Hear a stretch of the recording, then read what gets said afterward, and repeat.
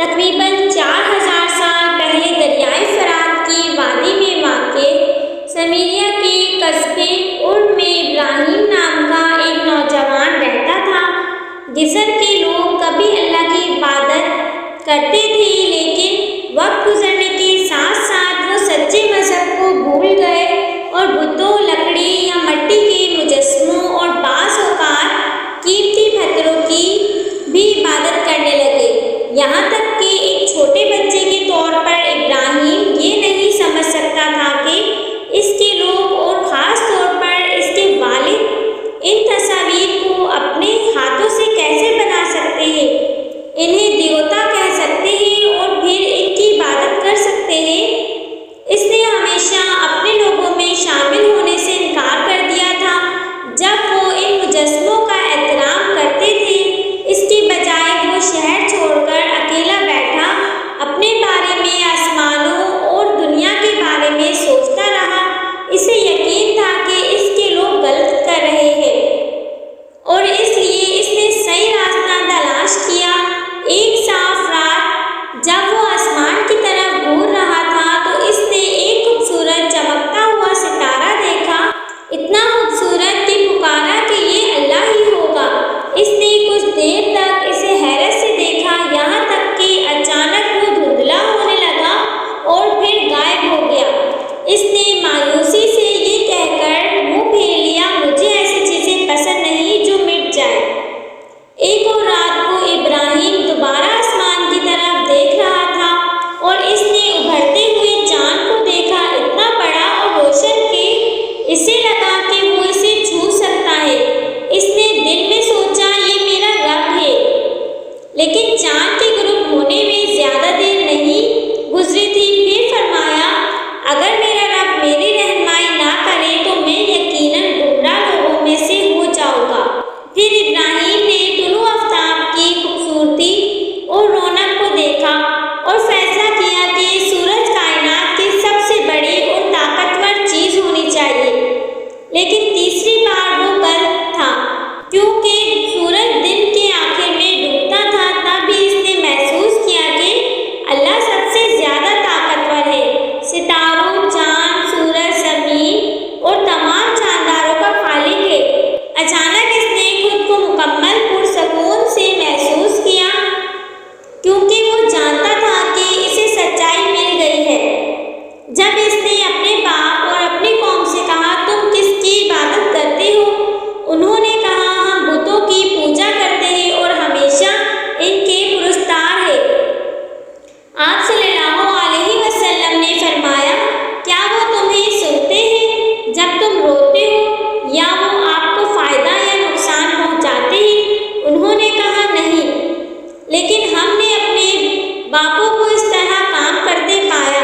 اس نے کہا، اب دیکھو کہ تم کس کی عبادت کرتے ہو، تم اور تمہارے آباء و اجداد لوگ، وہ سب میرے دشمن ہیں سوائے رب العالمین کے، جس نے مجھے پیدا کیا اور وہی میری رہنمائی کرتا ہے اور جو مجھے کھلاتا اور پانی پلاتا ہے، اور جب میں بیمار ہوتا ہوں تو وہ مجھے شفا دیتا ہے، اور جو مجھے موت دیتا ہے پھر مجھے اٹھاتا ہے، اور جب سے مجھے امید ہے کہ وہ میرے گناہ کو قیامت کے دن بخش دے گا۔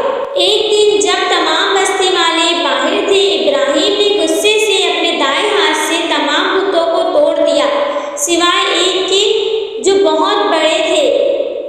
جب لوگ واپس آئے تو غصے میں آ گئے، انہیں وہ باتیں یاد تھی جو ابراہیم نے بتوں کے بارے میں کہی تھی۔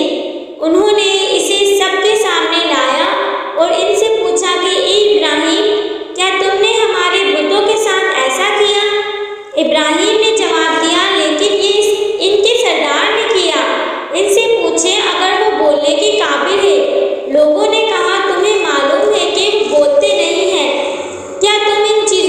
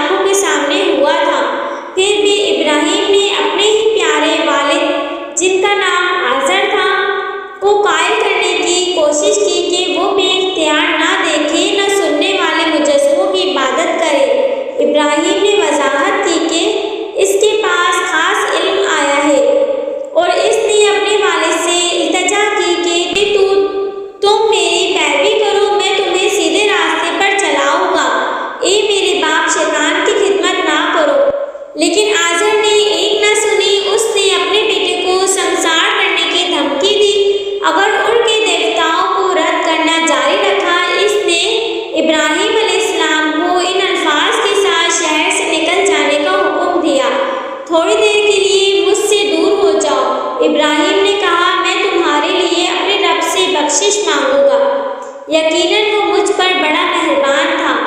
ذرا تصور کریں کہ اس کے لیے اپنا گھر، اپنے خاندان اور جو کچھ وہ جانتا تھا اسے چھوڑ کر بیابان کے پار انجان میں چلا جانا کتنا خوفناک رہا ہوگا۔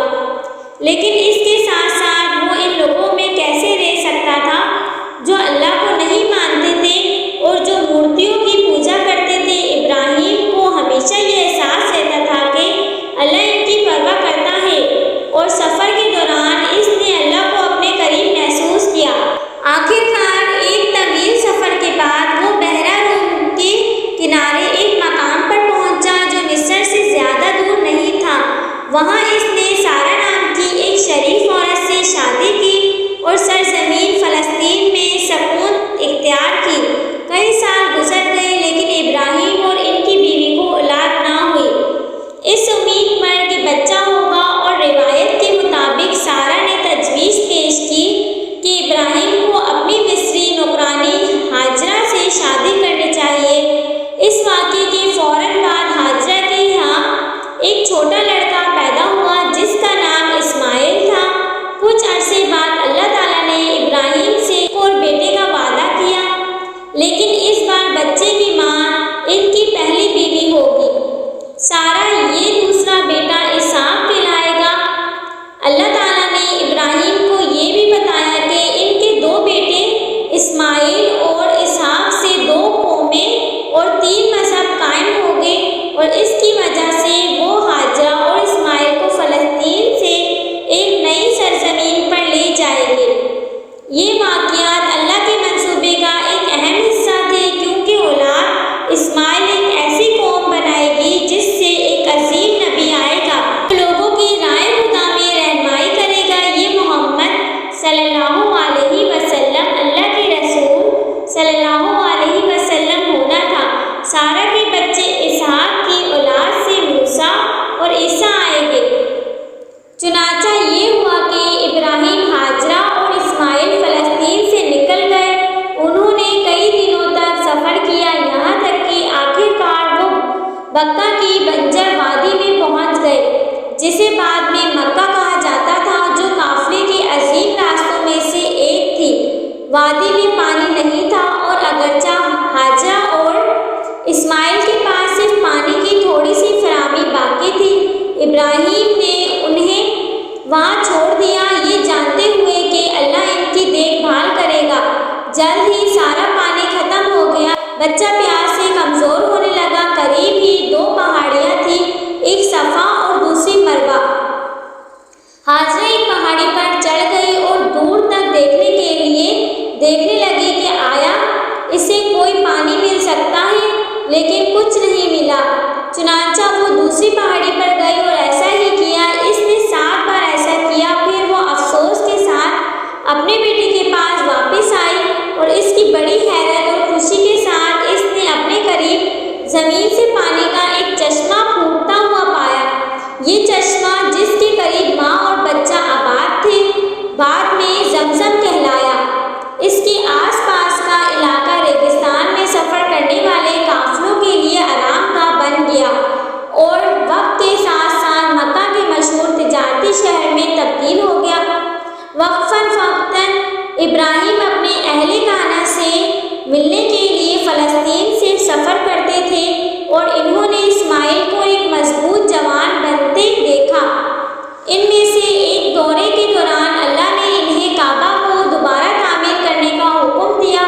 وہ پہلی جگہ جہاں لوگ اللہ کی عبادت کرتے تھے، انہیں بالکل ٹھیک کہا گیا تھا، جائے اسے زمزم کے کنویں کے پاس کھڑا کر کے کیوب کی شکل میں بنایا جانا تھا۔ اس کے مشرقی کنویں میں ایک سیاہ پتھر رکھا جانا تھا جو آسمان سے زمین پر گرا تھا۔ ایک فرشتہ ابو قبیس کی قریبی پہاڑی سے ان کے پاس پتھر لایا۔ ابراہیم اور اسماعیل نے کعبہ کی تعمیر نو کے لیے سخت محنت کی، اور اسی طرح انہوں نے اللہ سے دعا کی کہ وہ ان کی اولاد میں سے ایک نبی بھیجے۔ اور جب ابراہیم اور اسماعیل بیت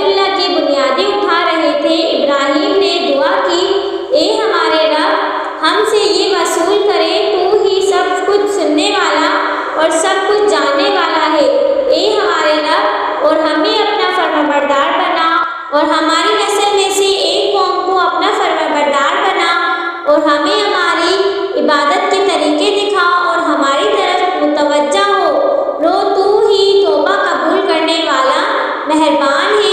اے ہمارے رب، اور ان کے درمیان انہی میں سے ایک رسول مبعوث فرما جو ان پر تیری آیات پڑھے اور انہیں کتاب اور حکمت کی تعلیم دے اور ان کی نشو و نما کرے۔ لو تو ہی غالب حکمت والا ہے۔ جب خانہ کعبہ مکمل ہوا تو اللہ نے ابراہیم کو حکم دیا کہ وہ انسانوں کو اپنے مقدس گھر کی زیارت کے لیے بلائے۔ ابراہیم حیران تھا کہ کوئی اس کی پکار کیسے سن سکتا ہے۔ اللہ نے فرمایا، تم بلاؤ، میں انہیں لاؤں گا۔ اس طرح مکہ میں خانہ کعبہ کی زیارت کا آغاز ہوا، اور آج جب مسلمان زیارت کرتے ہیں تو وہ ابراہیم کی پرانی پکار کا جواب دیتے رہتے ہیں۔ سبحان